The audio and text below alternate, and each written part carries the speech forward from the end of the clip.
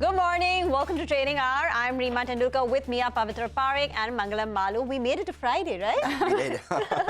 Mangalam looks like it. I'm always looking like Friday.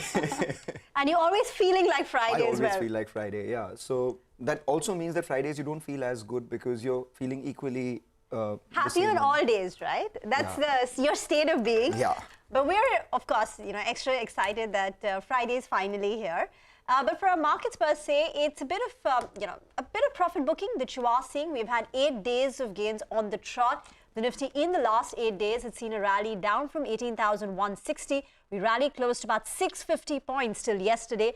That's an up move of 3.5%. The mid-cap index in the last 8 days rallied close to about 4.5%. So some amount of profit booking, and plus Asia this morning is weak. It's the Japanese markets where you are seeing the biggest cut. That's down close to about 1.8%. But across the rest of the Asian markets too, you are seeing some red. Yes, and over the last few days, I was constantly listening to you. You said it's 5 days of gains, 6 days of gains, 7 days of gains, and 8th day is when you actually see the Nifty lower. Yeah. So thank you for reminding us of that streak. And as we speak right now, 18,700 is an important level to watch out for, primarily because there was a lot of put writing at 18,800 and 18,850 thereabouts in yesterday's trading session for next week. So if the market has to bounce back, it will be 18,650 to 18,700 levels. So to that extent, we are at important support zones. And the other thing that's heartening is the way mid-caps are outperforming. Usually mid-caps outperform when, the street believes that the rates on the frontline indices are protected and the downside out there is protected. And just look at the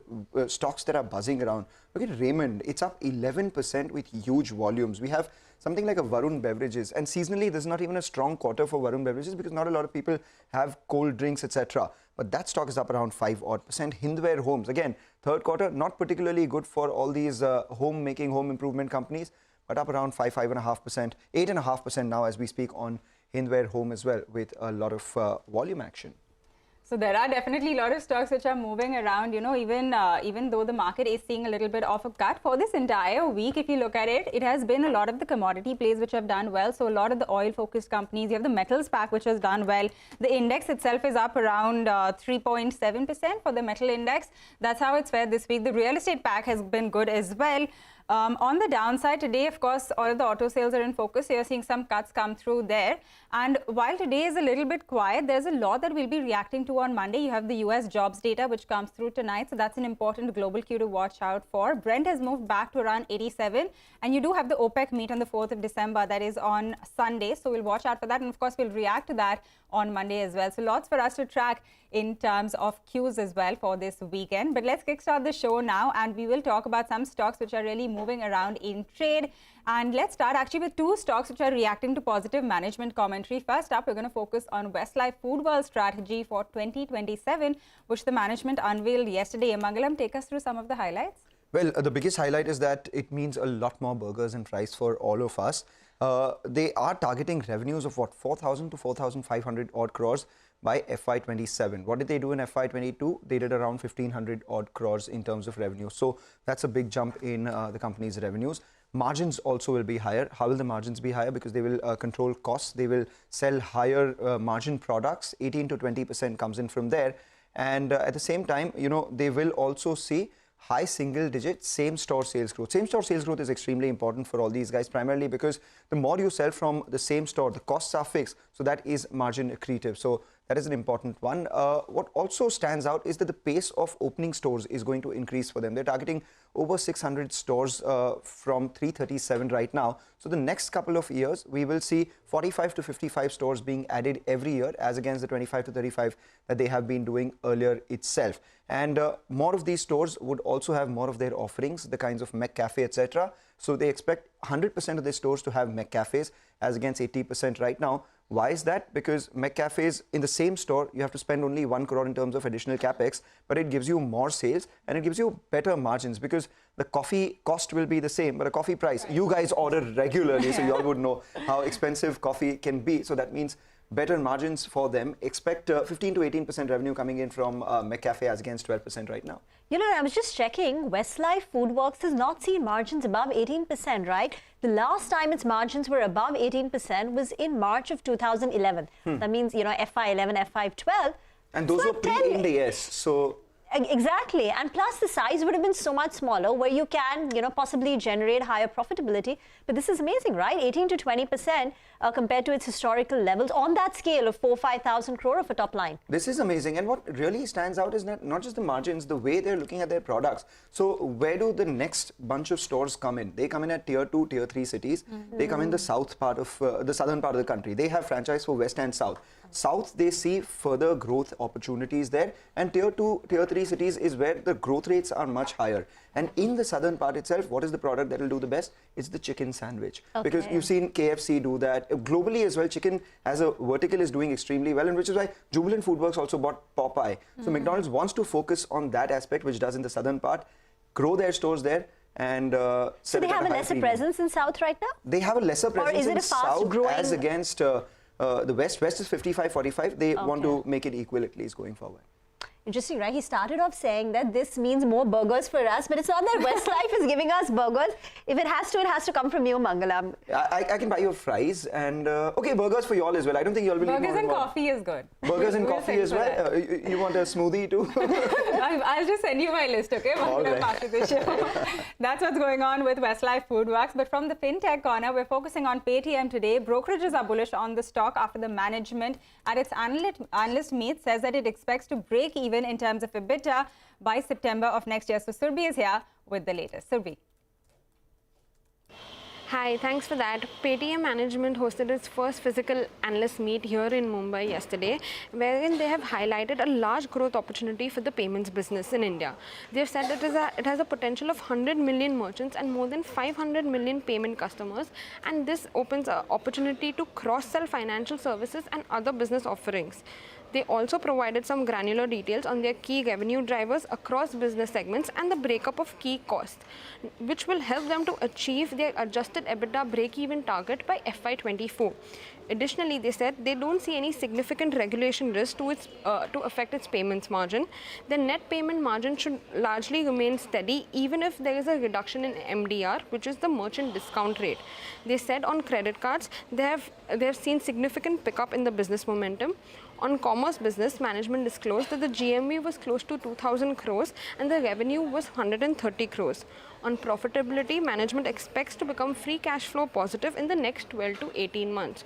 On back of this, brokerages have released their reports. Goldman Sachs have a buy rating with a target price of 1,100 rupees. Morgan Stanley has a buy target with a target price of 695 rupees. CLSA again has a target price of 650. JM Financial has upgraded its rating from sell to a buy with a target price of 600 rupees. Take that point, Surbhi. Thanks a lot for that. Pavitra, you know what's the biggest peril of being a consumer analyst? If I speak about Westlife, you all will ask me for burgers. But she's speaking about Paytm. You all didn't ask her to Paytm you some money. Sorry, Mangalam, you're going to have to deal with that alone. All right, fine, I will do that. But what we'll do is take a short break, come back and discuss what's buzzing in the commodities. We're on Trading Hour. Let's shift focus to the commodity space. Manisha Gupta joins in. And today, Manisha, we're focusing on crude. You know, Manisha, before we went into the break, these guys were coaxing me to buy them McDonald's. We were trying to coax Surbhi into sending us money via Paytm. Can you please fill our cars with fuel? And Pavitra on the side is whispering, why aren't you asking for gold? Look at him go around, try to fund his treat. Really not done. But if that works in any case, you know, the crude oil prices, after declining almost by 7% in the month of November, have started December on a positive note. So when you look at the first week of December, we are up by nearly 6% already for the crude oil prices. It clearly is choppy ahead of the OPEC and allies meeting on 4th of December. But by the way, they're not traveling, they are doing it virtual, and the markets do anticipate that the output cuts perhaps could be left at status quo, or OPEC could go ahead and cut some more. As of now, we do understand that 2 million barrels per day of an output cut is OPEC had pledged on, but what they have done in month of November has been 1 to 1.1 million barrels of an output cut. So the markets will be watching out for that report card that OPEC and allies will put out. The second important thing is going to be from European Union. That deadline also comes in for 5th of December, where as of now the price cap has been put at $60 per barrel. The Russian oil is trading at $66 per barrel, and the European Union has told its 27 members to unanimously come and approve that. Apart from that, what also is proposed is that as and when the markets move ahead, they will ensure that the cap price is 5% below what the market price is. I mean, these are some things that the European Union still has to agree to into the markets there. But having said that, the support also comes in from crude prices. The fact that the US inventories declined the most since 2019 by 13 million barrels in the previous week. So that also is supportive for the prices there. And then the support also comes in from China as a sector where we are looking at opening. The expectation that the Chinese imports can start picking up from the month of January. December shipments and volumes already have been signed, and they are nearly 40% lower than what they did in December in last year. So these are some of the factors to watch out for. Having said that, there also is a report from Credit Suisse where they say that they are anticipating the crude oil prices to gain up in the next quarter there. Markets are looking at a weak US manufacturing data, but all eyes today on the US non-farm payroll data as well. The next direction before the weekends will come from that. All right, we will wait by for that data. Manisha, thanks a lot for getting us all of those details on crude. But with that, let's move on and talk about the latest revision. In the latest revision, the government has halved the windfall tax on crude oil to 4,900 rupees. This is versus the 10,200 that we had earlier. So Sonal is joining us with the details as well as what brokerages have to say on the likely impact. Sonal. Thanks a lot for that. Well, definitely it's a big positive that has come through, and it was largely expected also. So windfall taxes, they have been cut on crude oil production, that is the domestic production, to 4,900 rupees per ton versus around 10,200 rupees per ton earlier. On diesel export duties, they have been reduced to 8 rupees per litre versus 10.5 rupees per litre. Petrol duty remains nil, and ATF continues at 5 rupees per litre. Now, CLSA says that yes, it's a good move, but remember, it is a $9 per barrel cut that we are looking at, which compares with a $10 per barrel cut in crude prices that we've seen in the fortnight. Right now, it is at the lowest level since we've seen at the start as well. But this still keeps the post-tax oil realizations for Oil India and ONGC at around $78 per barrel, while these stock prices are factoring in realizations at $45 to $50 per barrel. So there is a possibility of an upside. Just to give you some perspective, when these rates were decided back in July, the initial crude oil taxation was 23,250 rupees per ton, diesel was 13 rupees per ton, ATF was 6 rupees and petrol was 6 rupees. So there has been a substantial fall from those levels in tandem with decline in crude prices as well. And Jeffries yesterday did mention in their note that they see the possibility that export duties on diesel and ATF could be withdrawn in the near future itself, and they estimate a $2 per barrel impact on Reliance's Industries' overall refining margins from the ongoing export duties. So if that is removed, FY24 EBITDA would see a boost of around $1 billion, and it will also remove a key regulatory overhang. So it looks like the trajectory is towards withdrawal of these export duties. Of course, a lot of it also depends on how crude prices move in the near future. And right now, Sonal, crude prices are higher compared to what they were yesterday, inching towards $87 per barrel. And that's also a positive for names like ONGC, Oil India and Reliance. Get into a break. Up next, we'll discuss the way forward for the markets. Jigar Misri of Boeing Capital joins in. Welcome back. You're still tuned into Trading Hour. For the market, we are seeing around a 100-point cut right now. So pretty much at the low point of the day. It is the mid-cap index which is doing better today, and that is seeing a gain of 0.6%. So let's get you a technical check on the market now. Mitesh Thakkar joins us. Mitesh, we're just around at that 18,700 mark. How are you looking at it now? Today, I mean, it is around a 100-point cut that we are seeing. Good afternoon. Yesterday I was talking about the fact that we could see a slightly bigger cut given that, we are slightly overbought, and also is the fact that with the last few days of run-up, the markets had moved away from the 10, 20-day, 50-day averages on the intraday hourly and the 2-hourly chart. So I think some kind of cool-off was anticipated. I think 18,650 is the level which I'm watching very, very closely. Give and take 10, 20 points from there, that should be the stop loss, trailing stop loss for a long position. If that is not being broken, it will be a couple of days of subdued and contracting kind of movement, and then the markets can pick up steam again. So I think 18,650, that becomes your trailing stop loss for the index position as well as, trading on the stock side. Coming to stock calls, still trading with long bias. Tata Steel is something which I would recommend buy upon. Keep a stop below 109, look for targets of 116. And Tata Communication as well as breaking out. That's a buy with a stop below 13.05 for targets of 13.70. Mitesh, thank you very much for that. So he's waiting to see if the markets dip slightly lower to levels of 18,670, 18,650 before taking a trade on there. Let's continue our conversation about the markets and get in a fundamental view as well. Jigar Misri of Boyne Capital is now with us on the show. Jigar, morning, and thanks so much for joining in. We keep talking about how India's valuation is elevated, especially relative to some of the emerging market peers, though in absolute terms, it's not that it's at peak euphoric levels, but high valuations is still a concern when fresh money has to be deployed. You've done some historical analysis of how Indian markets fare, the kind of returns that we get at various, when valuations hit these levels. Can you provide some more color and what direction we can take? Yes, Rima, good morning. Thank you for inviting me on your show again. So if you look at since 2003 and break down sort of the frequency of distribution on where the returns stack up, then you will find that the point that we are on, if you start with something like a 19 times return, you are, next 12-month sort of returns have only been 6%. Whereas, you start with anywhere between 13 and 15 times PE, then your next 12 months returns tend to be much higher. And, if you go to a much lower level of PE, your returns historically have been much higher. It's not just, in terms of how this frequency distribution has stacked up. Historically, if you see, the performance of stocks when the rate of deposits are rising, you see the flows into mutual funds slow down. And that's also another factor that plays out. Also, when you look at the yield difference, right, you look at the inverse P to a 10-year GSEC number, and that number is at historical lows, which also suggests that, debt relative to equity is a lot more interesting. And last point with regards to the numbers that you mentioned relative to the index, your premium, MSCI India's premium to say something like an ex-Japan AGP is something like 75%. And if you remove Japan and China, it's almost at 60%. So from all traditional, matrices, it might appear that, India has been very, very expensive. That's one sort of thought of view and viewpoint. The other equally important one is that, things that have never happened in the past are sort of happening at all the time now. Last sort of week or 2 weeks back, we were discussing how the construct of, say, a Nifty versus S&P 500 is so different that you have, say, 27.5% tech in S&P 500, whereas almost 37% financials in NSE, which makes the construct of the two indices so different that almost 10 percentage points difference in performance over 1 year is broadly explained by just these features.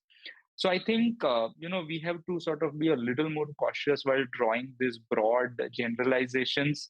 2021 was an interesting year for Nifty because commodity companies, and those four companies, Tata Steel, JSW Steel, Hindalco, and ONGC, which together account for only 4% weight, drove almost 50% of earnings. This year, we are expecting financials to drive 7% of the total 15% increase in EPS that we are expecting. So the construct changes, and therefore, those pure play numbers might be a little difficult to be taken just on the face value basis. All right, got that. Jigar, good morning, and thanks a lot for joining us. The other big event that we're waiting for now is the union budget. It's just around 2 months away. In the light of everything that's been going on, you have inflation that we've been talking about, the government's capex spend, defense push. What are the key themes that you would watch out for from the budget? Yes, good morning, Pavitra. So, a lot of data has been sort of recently coming our way, and some of that has been very surprising. So if you look at the personal income tax collection growth, that's, for the first 7 months is up 28%. Corporate IT is up something like 22%. I don't remember having seen these kinds of numbers for the first 7 months, probably ever, right? GST is up 45.5%. 45.5% of your budget estimates. And again, last year, in the first 7 months, it was only 34%. So I think if everything goes on track and government continues with its capex. So if you remember last year, they moved a large part of off-budget spending into the on-book spending. And if you see the numbers, that's looking like a 65% growth for government capex up to almost 4.1 trillion rupees.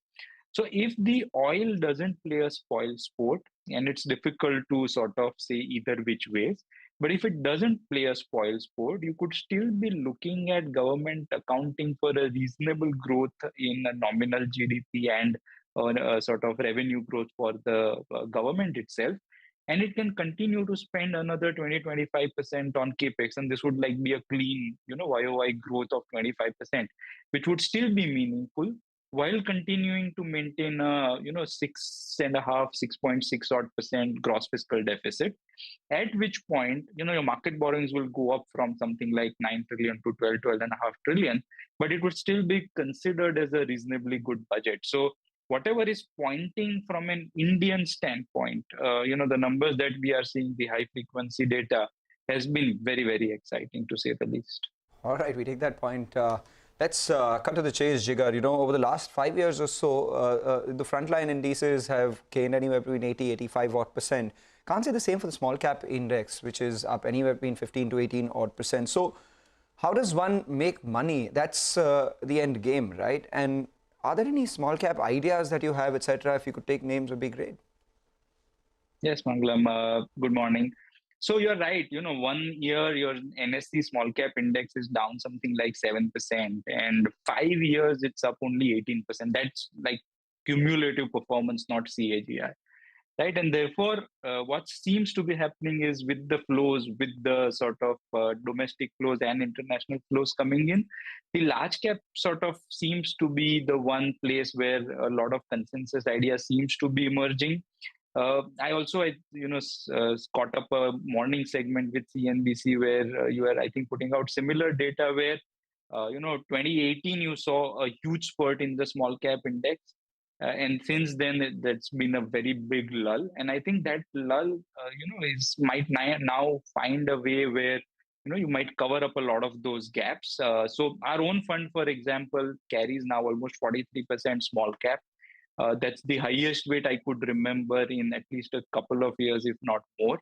And there are a lot of interesting bets. The names that we currently own, and take it with all, the disclosures and disclaimers that were being shown. But, the small businesses that we like are something like a Cyient, which is an ER&D company, Satin Credit Care, which is an NBFC, Anthony Waste, which is a waste management company, Pokarna, that's one of the granite companies out in Hyderabad and Vizag. Sudarshan Chemicals, that's one company where they make pigments, I think top 3 in the world in terms of pigments. A couple of interesting new listings, something like an Archean Chemicals, which I think got listed last week only, and even DCX System, which is the preferred offset partner for a lot of companies in Israel, especially. So these are the few names that we own. We think this space can be reasonably good as we go ahead. Some good companies might find a lot of tractions even while we brace for impact for the larger caps, so to speak.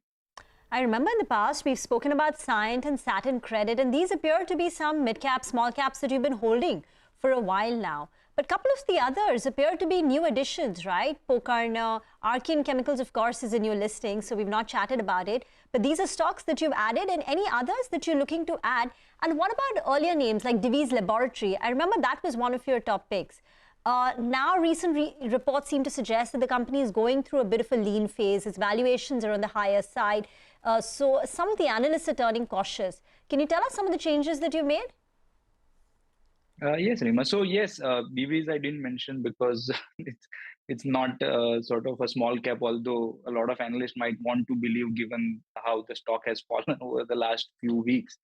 But yes, I think the key debate there is whether molnupiravir is the only sort of, the API which we are dealing with, or given the historic lack of clarity from the management of DVs themselves, there can be a bunch of other molecules that can come up and fill the slate of the pipeline, right?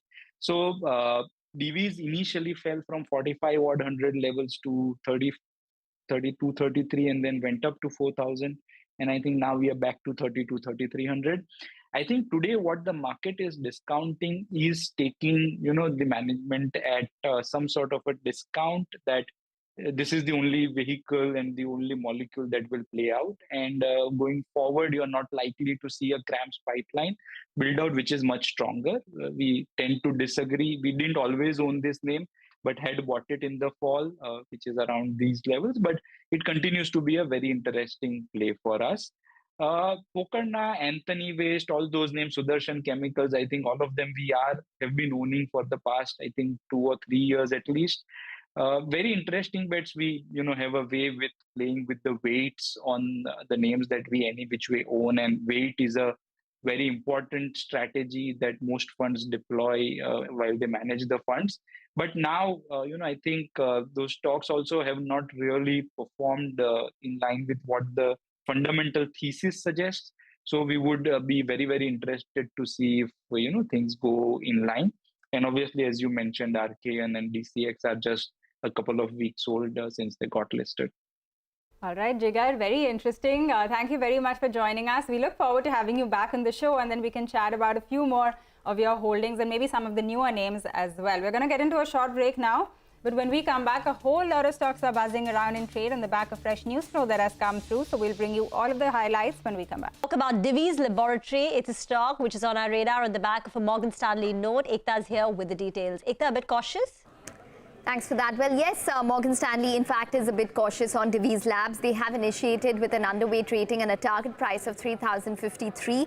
According to them, the company has a strong business but is in a lean phase. Now, they've delivered strong shareholder returns over the past several years. However, they now appear to be going through a lean growth phase, relatively slow EPS growth phase versus a historical trend that we've seen. This can probably drive a stock to the stock to probably underperform peers. Also, valuations appear rich according to Morgan Stanley. The stock is trading at around 38.8 times FY23 estimated EPS and around 34 times FY24 estimated EPS forecasts.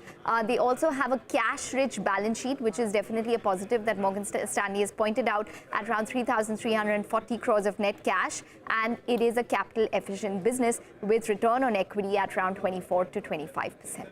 All right, Ekta, thanks a lot for that. The other stock which is in focus is PB Fintech. A 5% block of shares exchanged hands. Likely seller is SoftBank. Vivek joins in with the details on that. Vivek. Well, that's right. So PB Fintech, that's Policy Bazaar, today in the block window saw a significant chunk of, the stake exchange hands. 5.1% stake is what exchange hands, a little over 1,000 crore was the value of this particular deal. And we understand that this particular deal happened at well above the floor price at 456 rupees a share. So what we understand from our sources is that, SoftBank, that held over 10% stake in the company, via two of its funds, has made an exit of almost 5.1% in today's block deal. So right now, for SoftBank, there is a 60-day lockup period, so they cannot sell shares for a further 60 days after today's block deal. Now, keeping in mind, PB Fintech, this particular stock, this particular company, saw the anchor or the pre-investor lock-in end on November 11, 2022. Post that, you've seen a whole raft of block deals happen in this particular name. Tiger Global Friends, via multiple block deals from November 11 to November 14, has also made a partial exit. So, you're continuing to see supply as far as this particular name is concerned. All right, Vivek, thanks a lot for that. That is on PB Fintech and the big block deal there. With that, we're going to get into a short break now. On the other side, we'll talk about the auto sector. We'll also bring you an exclusive conversation with Shashank Srivastava of Maruti Suzuki. Let's talk about the auto space. We've been talking about it all of yesterday because of the numbers that came in for the month of November, and now also a few trickling in. The important ones, of course, Eicher Motors among the top Nifty losers in today's trading session. That's primarily because the sales for Royal Enfield actually missed estimates. Yes, year on year it was a jump of 37%, but the street was working with a jump upwards of 40-odd%. So the total unit sales have been 70,800 odd units. The street was working with a number of close to around 73,800 units, so 3,000 less motorbikes sold. However, it could perhaps be because of the industry itself, and in that Eicher Motors has actually outperformed because ICICI Securities says that the new product launches for Royal Enfield have aided the RE gain by about 35 basis points in market share. So that is about the Royal Enfield. As far as Hero MotoCorp is concerned, that stock too is in focus. A 12% jump in unit sales, absolutely in line with street expectations of 3.92 lakh. The company has reported around 3.9 lakh, and this despite the weakness that we've seen in exports. Over a 40% drop is what we've seen for their exports, 46% drop, whereas the domestic sales have been around 12-odd% itself, and that's held the business up for them. So that's about Hero MotoCorp as well as Eicher Motors. In fact, even for Eicher Motors, the exports were particularly weak. It's a very small percentage of the overall sales. If the overall sales are about 70,000, thereabout, exports is only about 5,000. So it's a small contributor. But wholesale exports for Eicher Motors in the month of November was the lowest that we've seen in FY23. The numbers stood at about 5,000 units, which is down 12% on a month-on-month basis. And on a year-on-year basis, it's down 27%. And this monthly run rate of 5,000 would compare with an average monthly run rate of 9,000 from in the first half of the year. So there has been a big drop-off in exports in Eicher Motors, Hero, and even in the case of Bajaj Auto as well. So two-wheeler exports have been hit pretty hard. But let's talk about Maruti a bit. The total sales for Maruti grew by 14% on a year-on-year basis. Their exports contracted too. The company said the shortage of electronic components had a minor impact on production. My colleague Parikshit Luthra caught up with Shashank Srivastava, Senior Executive Director of Marketing and Sales at Maruti Suzuki India, and began by asking him about the sales performance in November, the production outlook and the price trends. November was, I think, a good month in the sense that we saw almost on all the demand parameters, good stability. The total wholesale in the industry it ended with 322,860 vehicles against 245,600 of last year. So that's a growth of 31.5% for the industry. That's pretty good. The retail estimate, though, are a little lower than the wholesale number. It's about 285,000 in the industry, 286,000 against the wholesale of 323,000. So the wholesale numbers are the highest ever November, actually. And this is the 6th consecutive month where we have seen the industry wholesale numbers more than 300,000. And an interesting point is that if you take 2.9 lakh, that 290,000 as the cutoff, then it is the 11th straight month where we have crossed that 2.9 lakh number. So it seems to be as if the industry has recovered to the beyond the pre-COVID levels. Right. So you're saying that industry has recovered beyond pre-COVID levels. But just to ask you about Maruti Suzuki, in the statement from the company, you said that the shortage of electronic components had a minor impact on production, mainly in domestic models. Give us a sense of which were the segments, which were the models that were impacted, and to what extent? Yeah, so the segments which were impacted to a large extent were the Ertiga, the XL6, which is, the MPV category, the Brezza and the Vitara, the Grand Vitara, which is in the SUV category, and also to some extent in the Swift and Baleno, which are in the premium hatch category. So these have been the models which have been affected to some extent by the non-availability of the semiconductor components. And of course, there were other models where we saw good recovery, especially in the Wagoner, Celerio, Ignis, Alto, Espresso segment, where we could have production back to the normal levels. Right. What would be the current production shortfall? So if you look at our pending bookings, they are around 375,000 at the moment. So obviously, and the bookings are largely in these models which I just mentioned. Obviously, our first target is to increase production of these models so that not only can we increase our volumes, but also help the consumers, more importantly, to have a lower waiting period. They've been waiting for quite some time in these models, and hopefully we can lower the waiting periods. Right. I'd also like to ask you about pricing and pressure of regulatory costs. OBD2 norms, onboard diagnostic norms, are likely to come into effect from April 2023. To what extent will this add to the cost of the vehicle? Yeah, so regulatory stringency obviously adds to the cost. And we have seen that when we had the conversion from BS4 to BS6, and some segments getting more affected because of the higher elasticity of demand for some segments, especially the lower end of the market. The exact cost increase obviously varies from model to model, and also from fuel type to thing. So the effect of the RD norms, which will come in April, will probably be felt larger in the diesel vehicles although there would be some impact on petrol vehicles as well. And we are evaluating model by model what could be the increase. And of course, we have taken corrective action already for some of the models. So in that sense, it's already built in. But regarding the pressure on the prices, yes, while the commodity prices have sort of softened in the last few months, but they are relatively high compared with what they were 2 years back.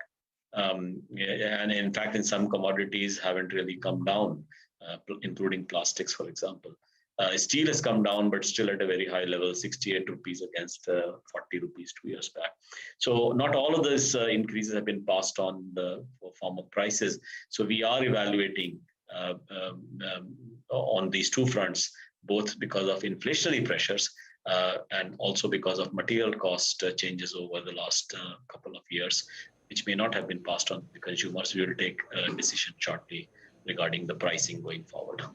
All right, that is the Maruti management saying that they are looking to raise production for a few of their models. On the commodity prices, they say that they're still at elevated levels and they've not passed on all of the prices yet to customers, but they are going to take some decision on that front very soon. With that, we're going to... Markets have taken a turn for the worse, right? When we started the show, we were at 18,700, thereabout. And now it's 18,650, almost there. Yeah. So just in the last 10 minutes, there's been this gradual climb down. Yeah, around 0.8% gone on the Nifty. You also have the Nifty Bank, which is seen losses sort of widen. So it's 250 points lower on the Nifty Bank. But the mid-cap index seems to be holding up. Let's watch Reliance, actually. That's the one which is weighing down on the Nifty right now. The intraday chart of Reliance is absolutely congruent with the intraday chart of the Nifty itself. There you have it, Reliance at the low point of trade. And it opened well because of the windfall tax benefits that came by. That seems to have been sold into, and as a result of which, that's taking the market lower. Okay, with that, we're going to get into our short break. We'll come back with more on the markets. In the trading hour, like we were telling you, the market has slipped further. It's now almost 0.9% lower on the Nifty. A lot of the auto names that were seeing cuts since the morning seem to have slipped even more in the past couple of minutes. So you have Eicher, M&M, all at the day's low right now. And Reliance, of course, is the big one that is really dragging the markets lower. We'll talk about the market action in just a bit. But first up, here is some opinion. Earlier today, we spoke with Jahangir Aziz, Managing Director and Head of Emerging Market Economics Research at JP Morgan, to understand his expectations on how the Fed could move as well as the Indian market. Listen in.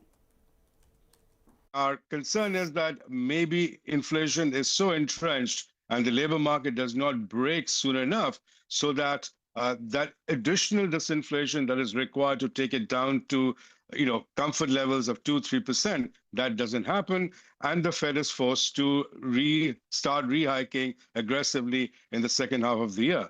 And we have about a 25% odd probability to that scenario. So yeah, I mean, there is a scenario out there where things work out this way, but not that the terminal rate keeps on going. The terminal rate is taken to 5.25. We go for a pause, and then you're forced to rehike. Rupee's problem has very little to do with the dollar.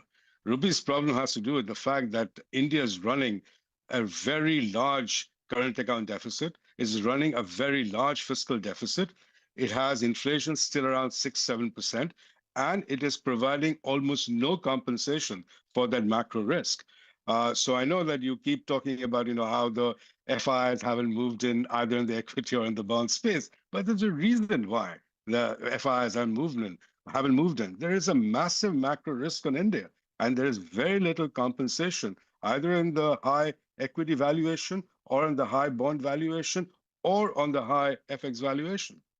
All right, words for the wise coming in for the market. What we do is take your leave on this edition of Trading Hour. You stay tuned to CNBC-TV18 HDR. Our halftime report comes up next.